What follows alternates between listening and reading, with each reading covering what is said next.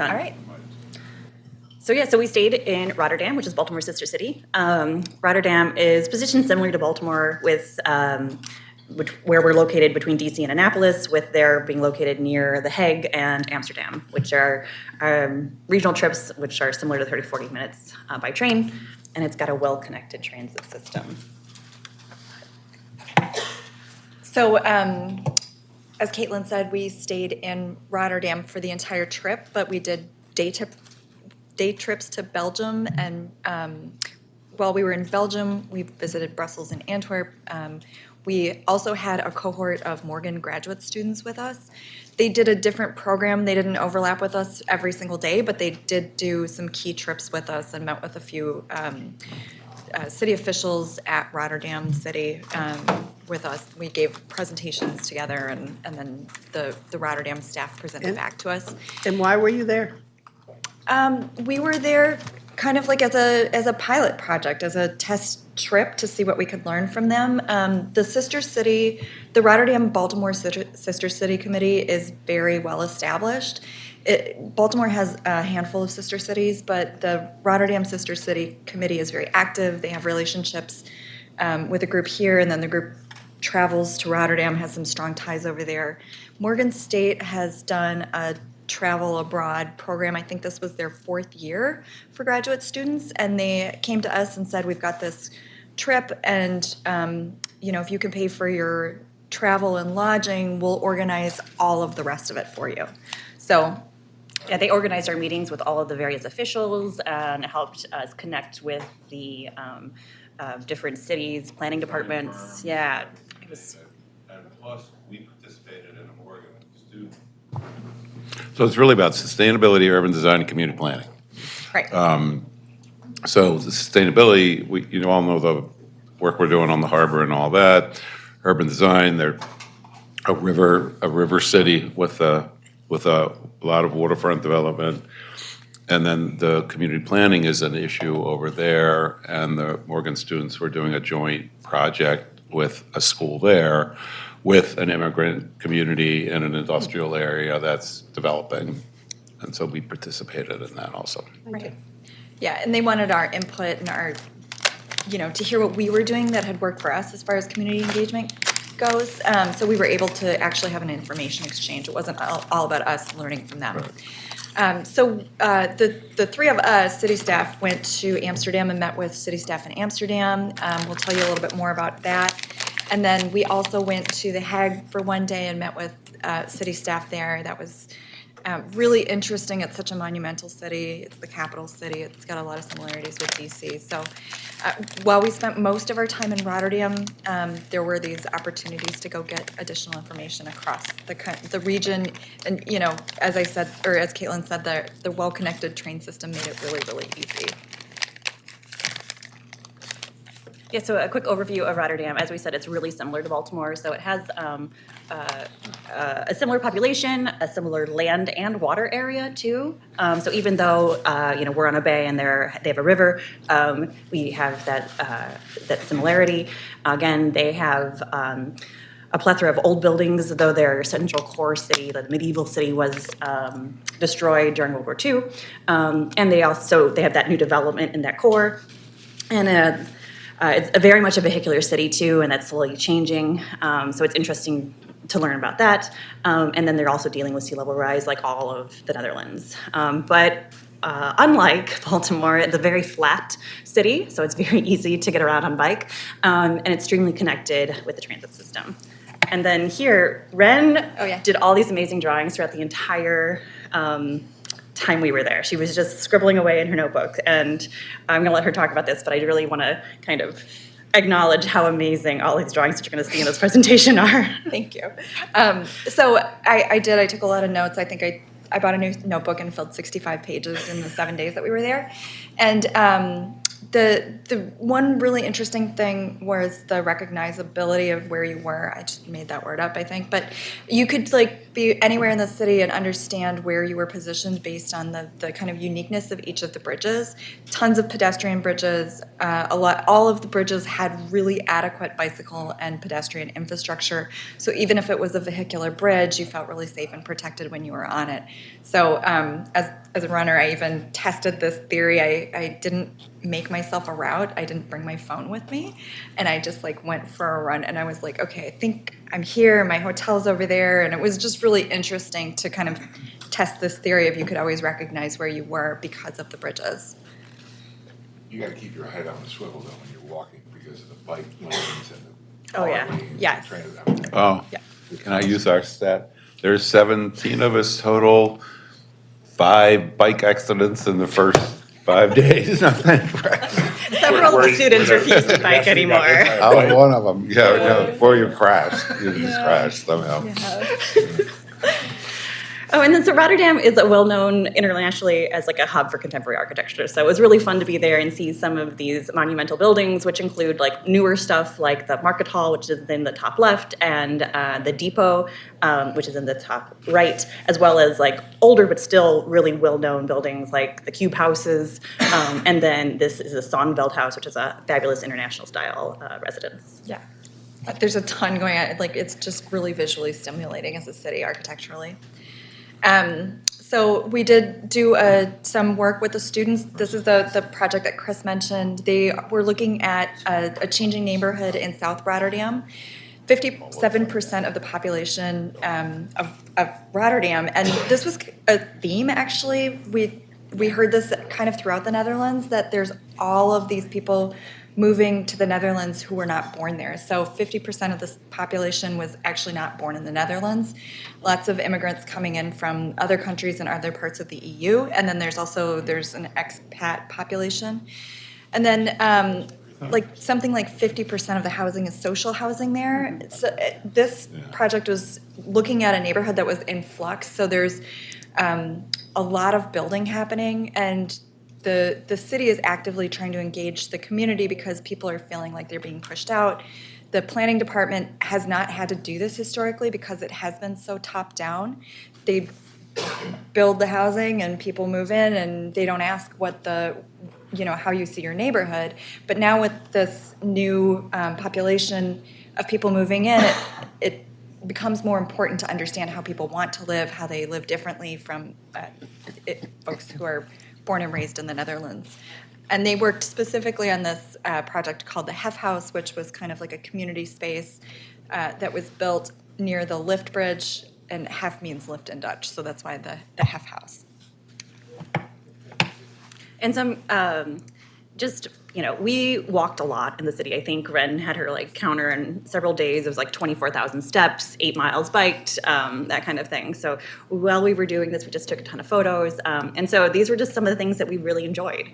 So the planted light rail tracks, what a way to get green in and make it much more just comfortable. And then this crowd-funded pedestrian bridge. It's all wood, and while we were there, they were actually painting it over again. It seems like something they did on the regular, but it connected many different parts of the city over this area. You can kind of see all of these, the tracks, and so it went to like 3 or 4 different spots, so it was a lot of fun. And then the bottom left-hand one is Little C, and this is a really cool project.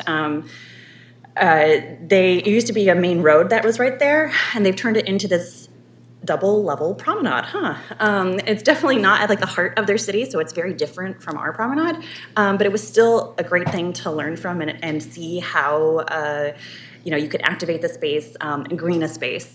And then the buildings themselves are really fun. There's like 20 some odd buildings that are connected in groups of 3, and they wanted a really small footprint. And so to connect them, they had an elevator in one, a fire stair in one, and a fire stair in another, and they used bridges to connect them, and they worked closely with their fire marshal or whatever that is equivalent there to make this feasible. And so I was fascinated with that because we have a lot of issues with fire safety requirements really limiting what can be done in buildings. So this was a fun example that was a really lively, fun space to be in. Yeah. And then A couple things. So on the promenade, on the promenade picture, were they doing that for sustainability reasons, or were they doing that for strictly design reasons? I think it was design. They didn't really mention, I think sustainability is built into everything they're doing. So that is definitely a criteria that they're always thinking about. But I think the main push here was reducing the size of that road. We could see a lot of road work happening in this vicinity, and they were redirecting traffic to kind of some main roads and enclosing these smaller arterial spaces. So I think it's a little bit of both. Yeah, it's interesting because, like, for example, that lower walkway that you have the jogger and a person on, if that floods, because, I mean, obviously they have the huge flooding issues, but then you can go up to the top during that flood period. And the second question is that it'd be really interesting to understand on their fire code related stuff is, what do they require interior to the building for fire suppression that may allow that? I mean, we have fire codes here, and, we got the sprinklers and everything. What are they doing differently that would make them feel comfortable having an elevator in one and whatever? So Yeah, I think that's something we really want to dig into more because it's such a pressing issue in Baltimore or in the States. Is that pedestrian bridge similar to the High Line? I mean, not in the way of. It's a very narrow one, so doesn't have like all the activity that you would see on the High Line. it's not a good lunch. The playgrounds and the gardens. Yeah, so I guess that was more, so the bridge itself take all the cookies. connects over a very busy roadway and over some train tracks, and it has kind of an interesting shape, but because of the way that it's built and the way that that it's addressing some of these other things, there are all these little leftover residual spaces, green. So you can see on the picture on the top right, there's kind of like a planting, like a garden bed. So as you walk across the bridge, there are ways to make your way down to the ground plane. And in many of those strangely shaped residual spaces that would have never been able to support like a building, there were playgrounds or gardens or little community spaces that had been kind of taken over by the residents who live there. Yeah, it was a really interesting project. And then they have this amazing paver system, and there's some additional slides in here. They had these little hopscotch opportunities all over the city. They were all around, yeah. I loved. Keep you active. Yes, I was like, I did a lot of hopscotch while I was in the Netherlands. The last time you've done that. It's been a minute, but my neighbors' kids do offer the opportunity occasionally with sidewalk chalk. So we're going to talk a little bit about street design. We were very enamored with a lot of the process, not just about how the space was laid out, but also their approach to it, and their thinking about maintenance, and they're thinking about reusing materiality and all of that, and prioritizing bikes and pedestrian. So I thought this shot really captured kind of like the epitome of the public street, and you can see the gray pavers are for pedestrians, the red pavers are for cyclists, and then the darker colored pavers are where the cars go, and then you have this green buffer along the edge that's for the public transit.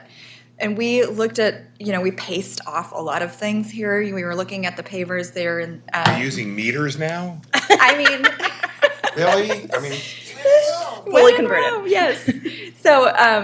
So this is just a plan view of a bigger street, but one of the streets that we were on quite a bit, a street called Block. And you get this pattern of pavers along the edge. They're 30 by 30 cm or so. So I've kind of rendered that on either side. The bike lanes are all multi-directional to minimize the interaction with cars, so you're not like making a left turn in the middle of the street. Most of the rail lines are planted for the trolleys at least, and then you get this buffer of trees in the middle, and it sort of repeats. So you've got two. Let me see if I can use this. no, unfortunately, it doesn't show up on the screen. So you've got 2 lanes of vehicular traffic in one direction. I don't know if it'll show up or not. Anyway, you've got basically 4 lanes of vehicular traffic, 4 lanes of bicycle traffic, plenty of pedestrian space, and a transit line. So it's kind of, this is about the same width as our Pratt Street. So, could this happen here in our city? And then the paver system, so that image in the middle is one thing that Caitlin and I were really fascinated by. We kept walking along and seeing bits of sidewalk dug up, and they had stacked the pavers up neatly, and then were digging in the right of way, and then would put the sand back and lay the pavers back. And we just thought that was such an amazing idea because it, A, minimizes waste, and B, it doesn't, you get to reuse the pavers, so it doesn't cost as much. And faster, it's likely quicker. faster. Yes, and we learned a lot about concrete. Yes. And environmental. Impacts of, We want to get away from concrete. right. And they already have. Right. Right. And then another one of the streets that we spent a lot of time on was this, it's called Withstraat.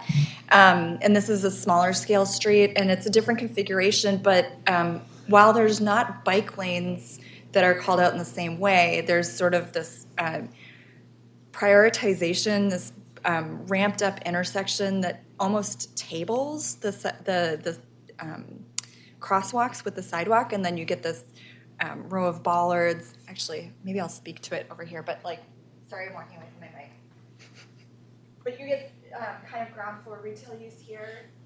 The dining area kind of spills out onto the sidewalk, a row of trees, a row of parked cars. 2 lanes of bicycle traffic, one on either side, because now we're going in one direction. But this is a one-way street, another layer of parked cars, and then more ground floor retail. And then this whole intersection is kind of ramped up so that the cars have to stop and go over and come back down. But it's this great way of Tabletop. elegantly asking the cars to But slow it wasn't down. quite as dramatic as the typical tabletop that we would see here. It was kind of a more, I don't know, a little slightly just kind of sloped. Yeah. So we did a lot of this studying and pacing and drawing. And then we had some, and I feel like I'm talking loud, sorry. I'll talk in the So we looked at the public space and the transportation a lot. And the things that we took away were that the lanes are multi-directional on the bike lanes to reduce overlap with the vehicular traffic. There's bicycle parking everywhere, and while it looks a little messy, it's kind of fun as well. And then one thing that we thought was really interesting, we had a conversation with the planners, and there's bicycle programs in the schools, so they're actually teaching it as part of the curriculum. And so instead of offering things like driver's ed, they're offering bicycle ed. And this was especially important for the immigrant communities who biking was not part of the culture. So for a lot of, people who have been in the Netherlands for a long time, they're taught by their parents, but if you're not from the Netherlands, you really needed this because you're not going to learn from your parents. And then also specifically for women, they found that a lot of the immigrant women who were coming here felt uncomfortable on bicycles, and there was a whole other level of kind of disconnection. And so they had to really make it specifically for those populations. What's the car ownership percentage there? That's a great question. I don't know. It's got to be really low. I don't know, you would think. 30%. I think Yeah, it's it's very like 25, expensive to own a car there. It's They said, expensive. to do your driver's ed test or your driver's test. It costs money and then it goes up every time you fail. And so the woman who was the pedestrian planner, she failed it 4 times. Maybe you shouldn't be driving. That's exactly it, right? So the other thing that we took away is that Before? people, 74% of the population owns a car. Yeah, she said it's, even though it's well known for bike use, car ownership is actually really high. Huh. Wow, Well, and that's shocking. that might be one of those things where, thank you for looking that up. So as Caitlin noted, when it was, when the old part of the city was destroyed during World War II in the Rotterdam Blitz, the city was rebuilt in the model of the American city with the automotive component. It was that was when we were building urban renewal projects. And while this was not technically an urban renewal project, they built it as if it was an urban renewal project. And Caitlin noted on one of the other slides the Little C project in Copenhagen. Yeah. They were deliberately trying to give that street a road diet. So they're actively trying to undo the vehicular nature of the city right now. And we heard that over and over again in all the cities we went to, that and we'll talk about it when we get to those. Yeah.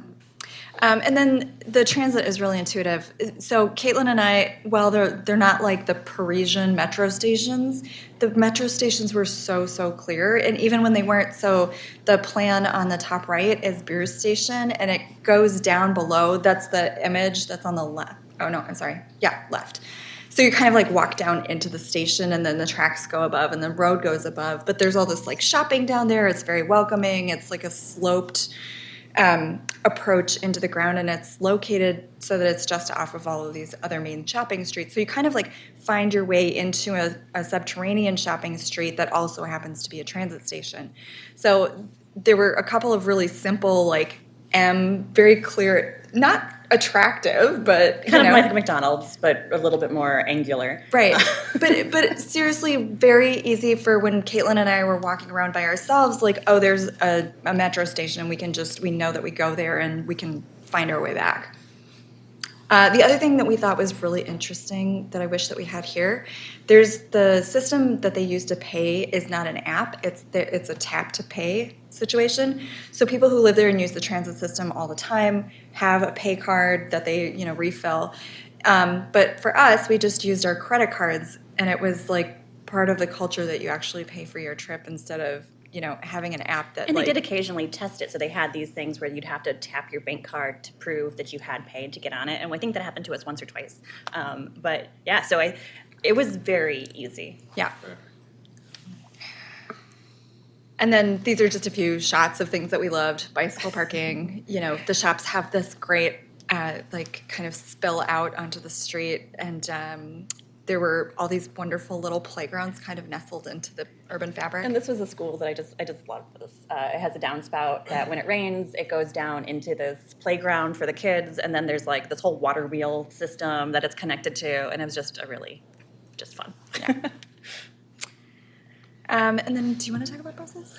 Yeah, so when we went to Brussels, we were there for like a morning, and they did not take us to the tourist part of Brussels. We went to Brussels Nord, which is interesting because it was very monumental. All of Brussels is fairly monumental in scale, but this portion was redeveloped following World War II, and so it's all of these large skyscrapers. So you can kind of get that feeling for it in the bottom image. And the amount of people who actually live there is like 2,000 people. So it's, especially during the pandemic, it was just desolate.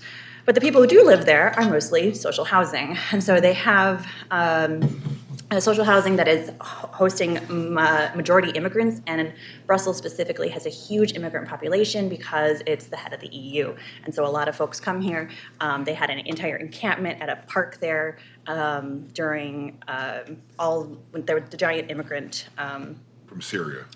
Yeah, what's happening, if you remember, a couple years back. And so that was there for over a year, an encampment of immigrants who were just trying to find a way to survive.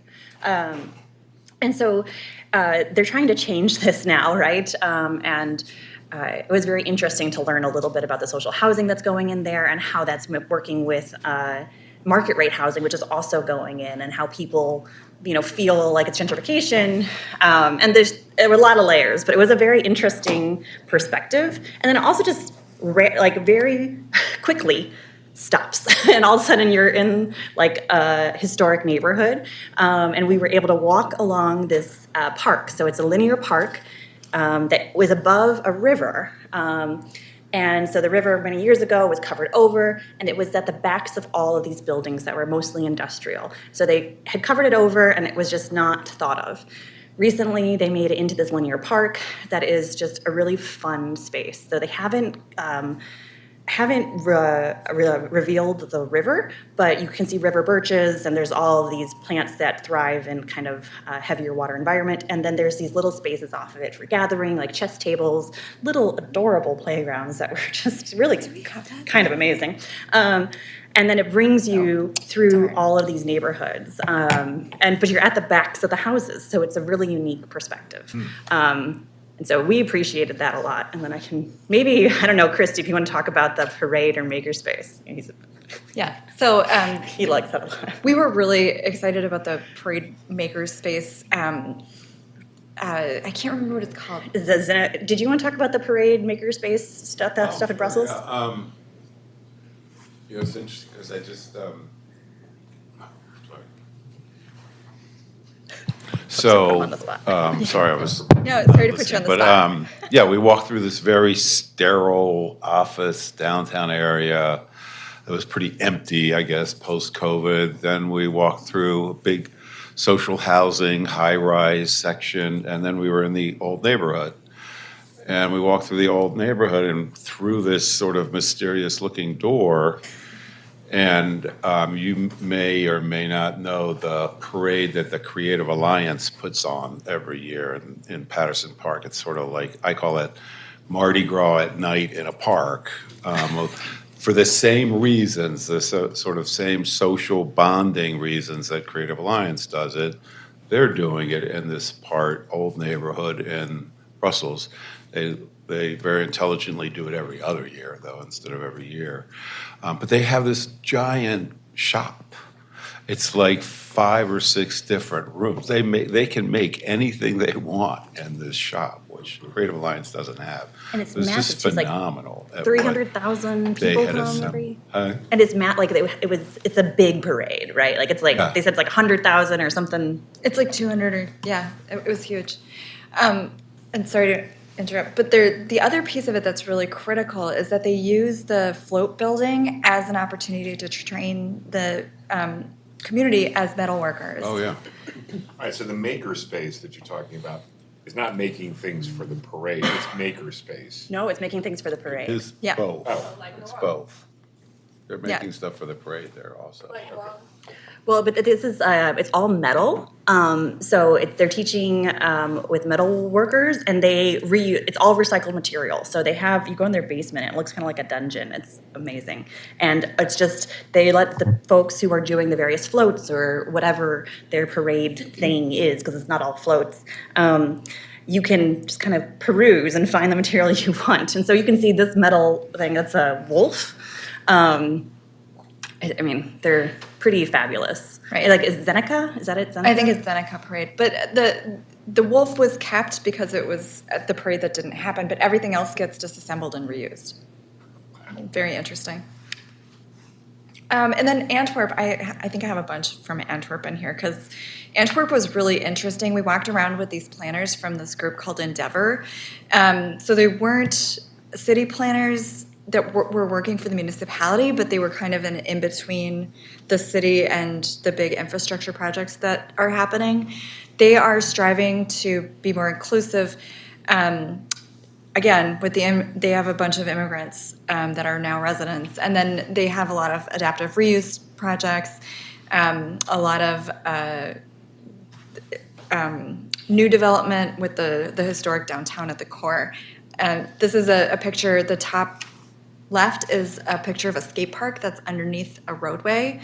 The kind of picturesque below that with the, outdoor dining. And then they have a really interesting way of slowing traffic with the streets where you kind of pull into these smaller streets and then you kind of have to do this little zigzag and then it zigzags back. So it's this way of really slowing down traffic with the infrastructure.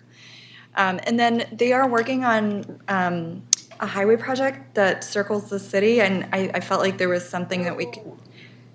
No, it already exists. I'm sorry. They're trying to lower or cover it, so they're trying to reduce it as a barrier. I worded that wrong, but we were really interested. A lot of it is things that we've heard here about 83 and about Route 40. So we were interested in that project, and then. I wanted to include this because they're also struggling with curbside management. They've got these little areas marked out for their scooter and bikes, bike share programs. They're thinking a lot about how that space gets organized.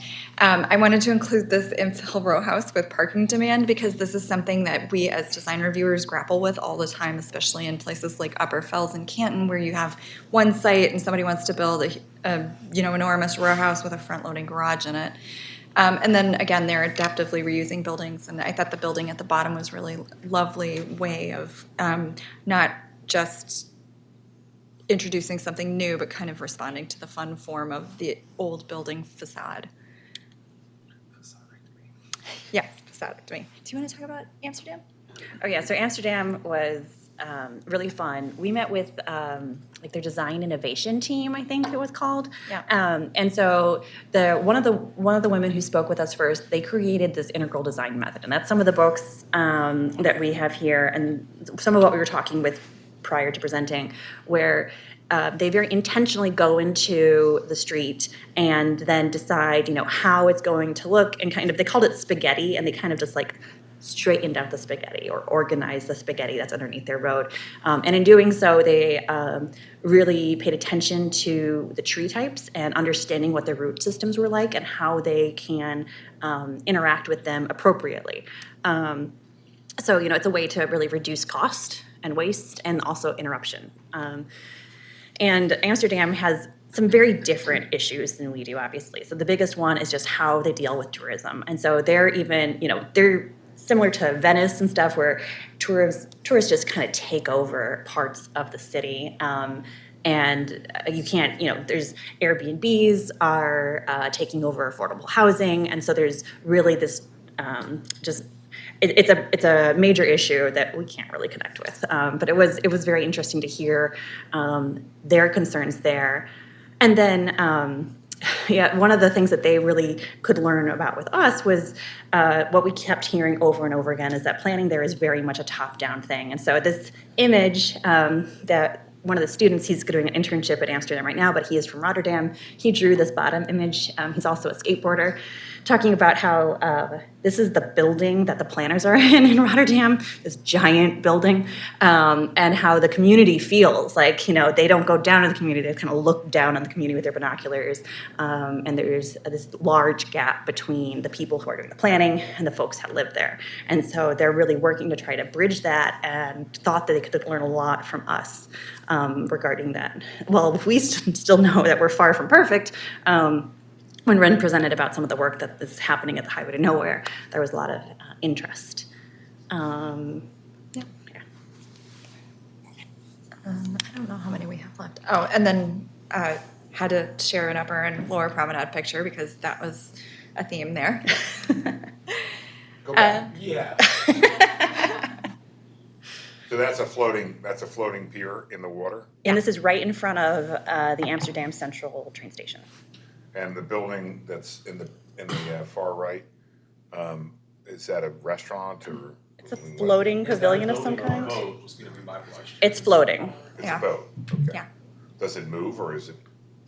I don't know. I mean, theoretically, yes, probably. They definitely don't have concerns about water coverage the way the critical area commission does. Yeah, it's Anywhere over there. It's about as arbitrary as it Plenty can of water. It seems, the only thing that seems odd is and I know it has to be, it's somewhat odd, because the clunky nature of the pedestrian connection from the hardscape to the floating pier. Yeah. I mean, that's not a very dynamic looking little walkway across, but if the pier's coming up and down, I mean, you can only do so much. Right. Yeah, I think there were other more beautiful connections, but this one was just kind of interesting and fun. And the fact that there were people actively using, it was just fun to see how it all kind of came together. And then the Hague, again, I feel like we're just kind of repeating ourselves, but this is like a very monumental city, like lots of fast moving cars. They were also really interested in how to deal with engaging the community. And they, for this one, I think it was a really interesting tour. They also had a really beautiful government building that was kind of jaw-dropping. It's a Richard Meyer building, if you're familiar. He does all this like kind of monumental architecture. And then Caitlin had to put the quintessential picture of planners pointing at things in this. Any other takeaways from The Hague? We were only there for a half a day, so. I mean, so what was interesting about The Hague is it's where their federal government is. It's also, the UN has some we all know it. I don't know why I'm blanking. The federal bank. No, the court system. The international. The International Crime Court, right? Yeah. But that's quite removed. The Hague. Yeah, The Hague. The Hague. And so it was interesting because they have this very small historic city, and then they have this much larger area beyond it. And so they were the city that was most impacted by like kind of urban renewal and the highways that were there. And so they're very interested in building over it and everything. And they're they're very similar to DC, right, where they have a bunch of workers come in and then leave every day. And a lot of people commute from Rotterdam or Amsterdam because it's so easy to do so. So they're trying to figure out how to build new housing, how to address gentrification issues, but also how to enliven areas that are mostly federal government at the moment. Oh, and I will say one other thing. So for this one, we actually met in their model building studio. They have a model building. Their studio. planning department has a model building studio. Yeah, 3D, I mean, like physical models. Like when we walked in, They had 3D printers as well in there. They Yeah, have but they had like a physical model done of the models. city, and it was just so wonderful to see it. And then we asked how many were on their design team Yeah. or something. It was something like 50 people, right? Wasn't it? It was a lot. Well, I thought you guys wouldn't mention this, but I wish Justin was here. Their planning department and HCD are one agency, but just their urban design section, I think it was 18 people, Yeah. I think. Yeah. And ours is 3. So just, Yeah, they were like, oh, how many people? It's sorry, us. Like, you got your, we're missed all your here. plug for. So go back real Oh. quickly, is that the tree plantings that you see there, that's all in just a crushed stone, right? Right.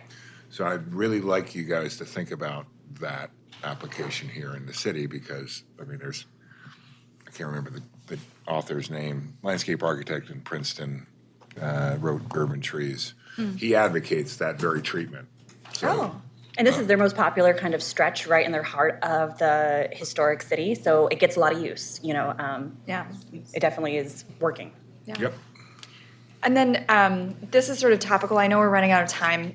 This is something that I've been working on for a long time, and I wanted to pop this in here because I've studied in all of these cities or done like research projects like physically in these cities, and I like this because when we're talking about outdoor seating and dining, the thing I hear sometimes from people is like, "Oh, it's too cold here," and I just wanted to show that all of these places are further north than we are. So these are examples from Stockholm on the top left, on the top right, Copenhagen on the bottom left, it's Paris, the 8th arrondissement, and then on the bottom right is Istanbul. And those are just pictures that I took.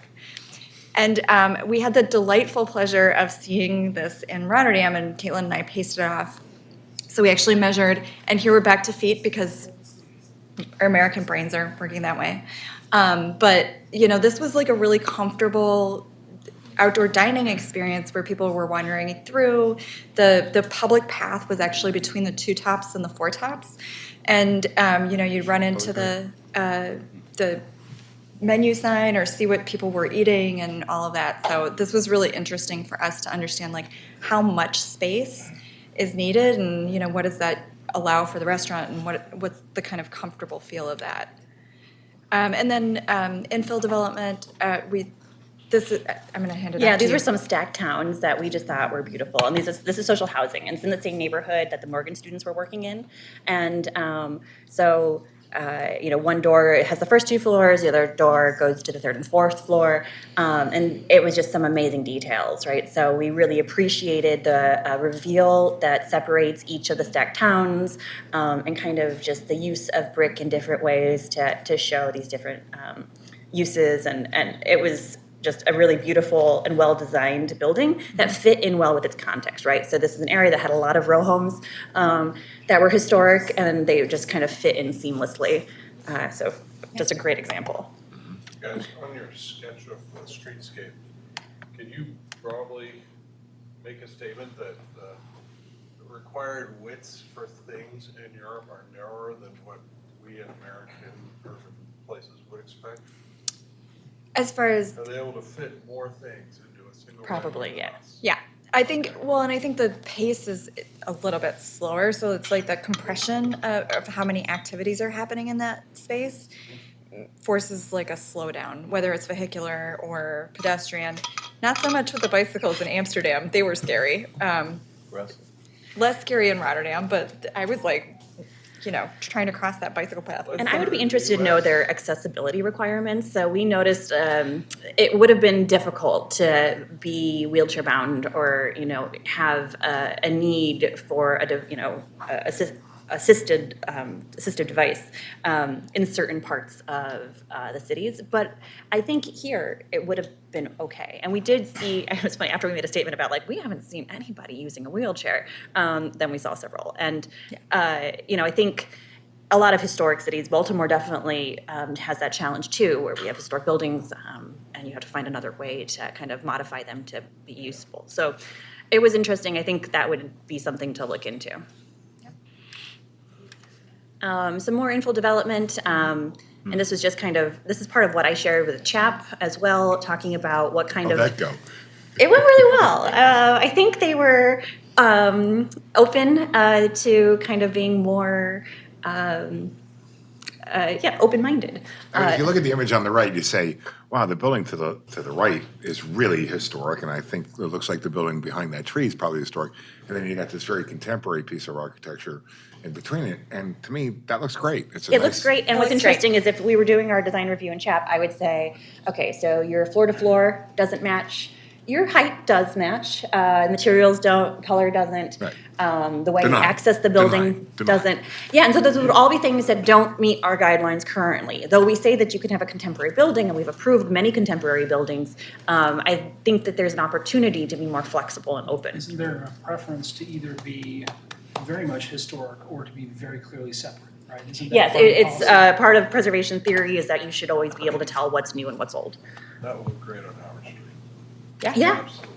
And then these row homes, kind of are a modern take on a row home. What's interesting is these are market rate, again, in that same neighborhood that the students were working in, and they were definitely seen as invaders by the community. So while the architecture we think is great and interesting, there's that social community issue. Invaders Well, or that- innovators? I don't know Invaders. necessarily Negative. It was a negative specific connotation. designs, but I like the contrast with the old, just saying, okay, this isn't the old. I think we got one more. No, I meant the photo on the left, the two next to each other. No, but go back one. Like those row homes on the left-hand image, I don't particularly care for, those aren't really any appealing to me, but I do like the contrast between those buildings and what's to the far left, which is the historic stuff. You just say, But it's all based on good design, and you can't, part of our challenge is going to be, well, if I'm allowed to do this, I'm just going to throw something in there, and it's the same thing with a discussion about windows. You can get a window in any shape if you're willing to pay for it, but if there are other reasonable options, does it work as a design in this particular neighborhood? And I think that's a subjective judgment and is difficult to do for us in this city because we haven't been able to do it. So I will say one thing that we deal with in communities that are not historic preservation districts is that developers will fill in the window with a different material and then buy whatever off-the-shelf size, and that becomes an issue. So I think there's a sweet spot between keeping an existing opening and maybe allowing for a different material for the window or something like that. But I think we're definitely talking about it. And so kind of on that same vein, so this is a variety. These pictures are all kind of all over the place. So the first picture on the left is a unique historic building that obviously had an addition in the mid-century. So that's the top floor. And then on the first, all of these windows are new. And the first floor is the most interesting because those are frameless windows that really kind of invite you into the space. And I think this was a university. And that kind of thing would never be allowed in a historic district right now. But this is obviously a historic building that has been modified over time. In the middle one, again, they have a vertical addition on a historic building, and they have replacement windows. I'm not sure if this is the best design, but it is still something to think about. And then the one on the right was really just this. We see a lot of grills when we're doing design review, and this was a unique take on a grill that operates, and that is a unique design that fits with that building. So just some things to share. And then here's windows. So none of these are historic windows. Like I said before, they likely, the U.S. has a love affair with a double hung window. that does not is not in place in Europe, and so that is one big difference. But you can see here that they have windows that are new and obviously new, but you can still appreciate the historic building. Did you note the screens? Because I know in Austria, having bug screens is uncommon. They open windows and they're just open. Yeah, that is it's the same here. And with that, sorry, we're over. No, that was phenomenal. Great job. How long were you there? 7 days, did you say? Yeah, so we, Doing 7 days. yeah. We were very busy. It was not a, I mean, it was a vacation, but it wasn't a relaxing. For me, it wasn't a vacation. We worked We did the work. whole time. Thank you very much. Thank you. I love the sketch. Thank you. Oh, they were so impressive, right? That's fantastic. Well, That added. Yes. it's helpful for me to, understand it that way. Will you continue your conversations with the professionals that you met over there to Yeah. tap So The in? Hague has already come here.